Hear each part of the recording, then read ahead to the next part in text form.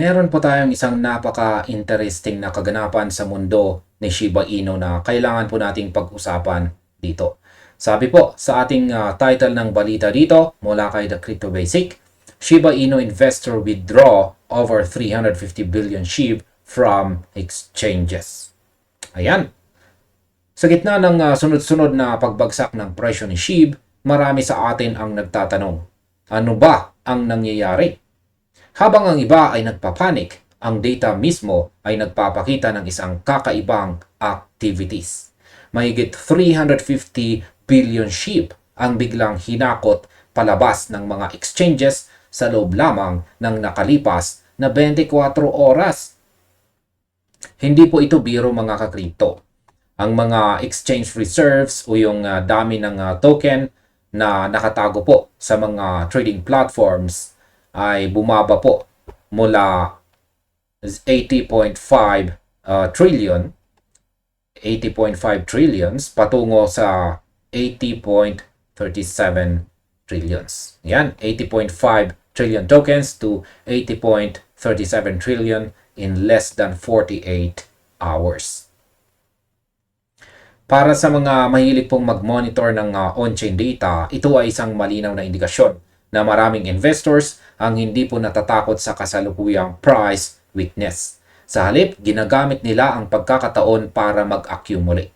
Kaya sa video na ito, pag-uusapan po natin ang mga detalye, ang mga numero at kung ano ba talaga ang ibig sabihin ng net outflows na ito para sa ating lahat na nag-hold ng Shiba Inu. At simulan po natin sa ating unang tanong, bakit nga ba biglang nag-reverse ang trend ng exchange inflows? Kaya bago po ang linggong ito, nakita natin ang tuloy-tuloy na pagbaba ng SHIB exchange reserves. Sa katunayan, bumaba pa ito ng lagpas sa 80 trillion SHIB mark. Pero nito pong nakalipas na June 23 at saka June 24, ayan, nagkaroon po ng brief reversal. Halos 749 billion SHIB ang pumasok sa mga trading platforms. Sa madaling salita, maraming tao ang nag-transfer ng kanilang tokens sa mga exchanges, posibleng para ibenta o para mag-trade. Ito ang nagtulak sa exchange reserves hanggang umabot sa 80.55 trillion noong June 24. Ang aking opinion po dito ay ang inflow na ito noong June 23 ay isa pong fear-driven move.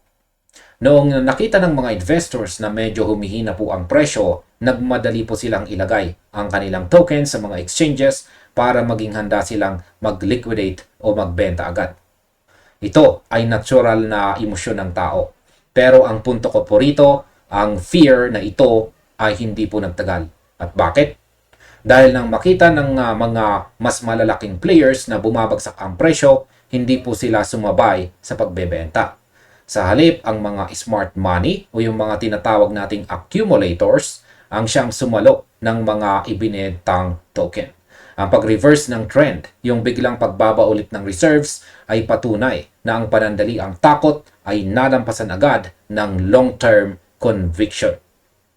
Kung isa ka po sa mga nag-transfer sa exchange noong June 23, malamang na ikaw ang nagsilbing liquidity para sa mga whales na gustong bumili ng murang SHIB.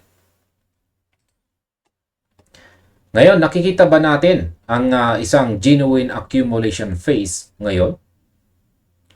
Kahit na bumagsak po ang presyo, hindi po nagtuloy-tuloy ang pagtaas ng exchange reserves. Sa halip, mabilis po itong bumagsak ulit patungong 87.37 trillion. Ang exchange net flow data ang nagpapatibay sa teoryang ito. Ang metric na ito ang sumusukat sa labas-masok na token sa mga platforms. Sa nakalipas na 24 hours, ang net flow ay nasa negative 355.54 billion SHIB. Ibig sabihin, mas marami ang lumabas na token kaysa sa pumasok. May 442.21 billion SHIB ang pumasok sa mga exchanges, pero may 797.76 billion SHIB ang lumabas. Nakaka-amaze ang numerong ito. Ang 355 billion SHIB na lumabas, nakatumbas po ng 2.12% na decline sa balance ng exchanges sa loob lamang ng isang araw. Ay ayan, nakahanga-hanga. Ang para sa akin, ito ay isang bullish accumulation. At bakit? Kasi sa isang bearish na market, inaasahan nating dadami ang SHIB sa mga exchanges dahil lahat gustong mag-dump. Pero hindi ito ang nangyayari. Ang mga investors ay tila nagdidesisyon na ilipat ang kanilang tokens mula sa trading mode patungo sa holding mode o yung cold wallets. Kaya ang masasabi ko po, ang mga taong gumagawa nito ay hindi naghahanap ng 2% o 5% na profit sa loob ng isang araw. Ang mga ito ay mga taong naniniwala na sa kasalukuyang presyo, si SHIB ay sobrang undervalued. Para po silang mga bargain hunters sa isang mall na nakikita ng sale sa kanilang favorite brand. Hindi nila iniisip kung babagsak pa ba ng konti. Ang iniisip nila ay mura na ito, ipon na. Paano naman tayo naapektuhan ng liquidation sa leverage bets? Dito tayo sa masakit na bahagi. Kasabay ng pag-accumulate ng mga whales, hindi natin maikakaila na may mga nasaktan. Si Shiba Inu ay mabilis po na bumagsak sa area na 50 digits 40 bago po ito nag-rebound ng konti sa presyong 50 digits 42. Dahil po sa bilis ng paggalaw na ito, ang mga leverage traders, yung mga taong humiram ng pera para mag-bet sa presyo, ay na-liquidate.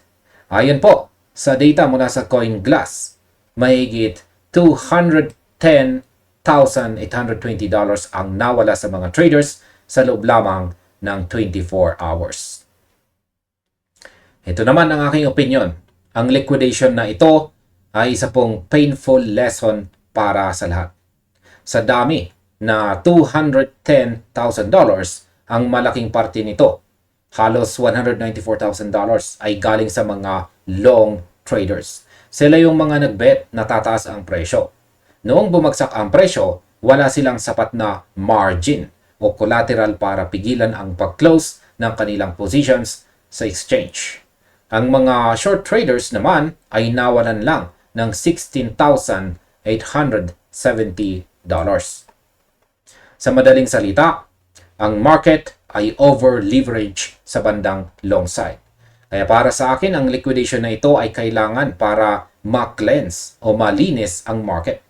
Ang mga taong gumagamit ng masyadong mataas na leverage ay nagiging weak hands dahil hindi nila kayang dalhin ang volatility.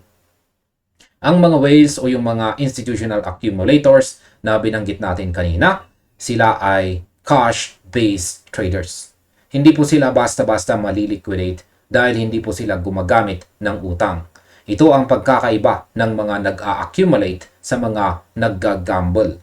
Kung gusto mong mag-hold ng SHIB ng matagal, umiwas po sa mataas na leverage. Ang market ay madalas mang-sweep ng stop losses. At ang liquidation na ito, ang pinakamagandang halimbawa po niya.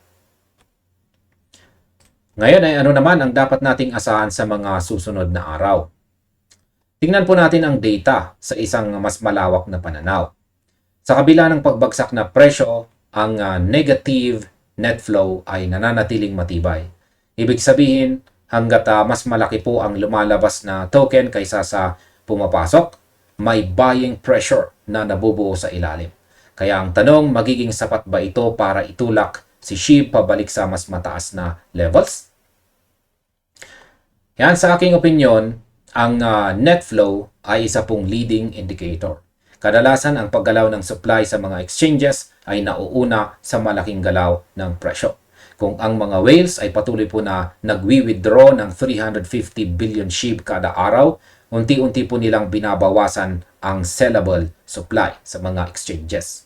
Kapag dumating ang araw na magkaroon ng kahit maliit na positive news o buying interest magkakaroon po ng tinatawag nating supply shock. Dahil kaunti na lang ang available na ship sa mga exchanges, kahit konting demand lang ay pwede pong magdulot ng mabilis na pagtaas ng presyo. Kaya masasabi ko po ay mag-ingat sa mga fake outs. Huwag agad mag-FOMO. Ang accumulation na nakikita natin ngayon ay hindi nangangahulugan na bukas ay moon na agad ang presyo. Ang mga whales ay mahilig pong mag-abang ng sideways movement bago po sila tuluyang mag-breakout. Ang pinakamagandang gawin ngayon ay obserbahan ang net outflow at magpapatuloy sa susunod na 3 araw. Kung kung magpapatuloy po ito, iyan ang isang napakalakas na senyales na ang mga malalaking players ay talagang committed sa kanilang position. Paano naman natin dapat i-manage ang ating expectations? Marami po ang nalulungkot dahil sa presyong 50 digits 42. Siyempre, gusto nating lahat na mataas ang presyo. Pero bilang isang community, kailangan nating ma-realize na ang volatility ay bahagi ng buhay ng meme coins gaya ni SHIB. Ang mga liquidated leverage bets na $200,000 ay malaking halaga. Pero sa scale ng buong crypto market, ito ay normal na market behavior tuwing may correction. Ang masasabi ko po dito, ang market correction ay hindi ibig sabihin na tapos na ang project. Ang pag-withdraw ng 350 billion SHIB ng mga investors ay nagpapakita na ang mga tao ay long-term bullish. Kung sila ay may bilyong-bilyong tokens ay hindi po nabebenta, bakit tayo magbebenta ng ating mga maliliit na holdings? Ang accumulation ay hindi po nangyayari sa isang iglap. Ito ay isang proseso na minsan ay tumatagal ng ilang linggo o buwan. Ang mahalaga ay manatili po tayong level-headed. Huwag hayaang ang emosyon ng maikling panahon ang mag-dictate ng iyong financial future. Ang crypto at lalo na ang SHIB ay isa pong marathon at hindi po ito sprint. Kung nakikita mong ang mga malalaking wallet ay nag-iipon, tularan ang kanilang pasensya. Ang liquidation ng mga leverage traders ay sinyalis lang na ang market ay de-risking o tinatanggal ang mga maling players para makapag-umpisa ulit ng isang healthy run. Kaya sa tingin ko, ang kasalukuyang presyo ay isa pong test of fate. Sa mga susunod na araw, bantayan po natin ang total exchange reserves. Hanggat ito ay bumababa, ang bullish case para kay Shiba Inu ay mananatiling buo. At ayan, sa kabuuan, unang-una, ang 350 billion SHIB na withdrawal ay hindi po nangyari sa gitna ng hype, kundi sa gitna ng price weakness. Ito ay isa pong contrarian indicator. Ibig sabihin, taliwas po sa ginagawa ng karamihan. Pangalawa, ang $210,000 ay nagpapakita na ang mga long-term holders ay mas matatag kaysa sa mga leverage gamblers. At ang pangatlo, ang negative net flow ay patunay na may malaking buying activity sa background. Kaya ang tanong na ito ay panahon ng pag-aalala o pag-iipon ay nakadepende po sa iyong time horizon. Kung ikaw ay day trader, ang volatility na ito ay nakakataranta. Pero kung ikaw ay naniniwala sa long-term future ni Shiba Inu, ang kasalukuyang data ay nagbibigay po ng malaking dahilan para maging optimistic. Hindi tayo nagbibigay ng financial advice, pero ang on-chain data ay hindi po nagsisinungaling. Ang mga whales ang siyang may hawak ng susi sa presyo ni SHIB. At sa ngayon, ang susi nila ay nakaturo po sa withdrawal. Ibig sabihin sa accumulation.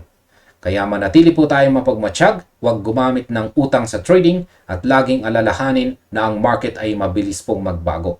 Ang 350 billion SHIB na iyan ay maaaring maging mitsa ng susunod na malaking galaw. Hanggat ang mga whales ay hindi po nag-a-add ng supply sa mga exchanges, ang bullish narrative ay buhay na buhay. At hanggang dito na lamang po tayo sa video na ito mga ka-crypto. Maraming salamat sa inyong panonood. Panoorin na rin po ninyo ang recommended video natin dito.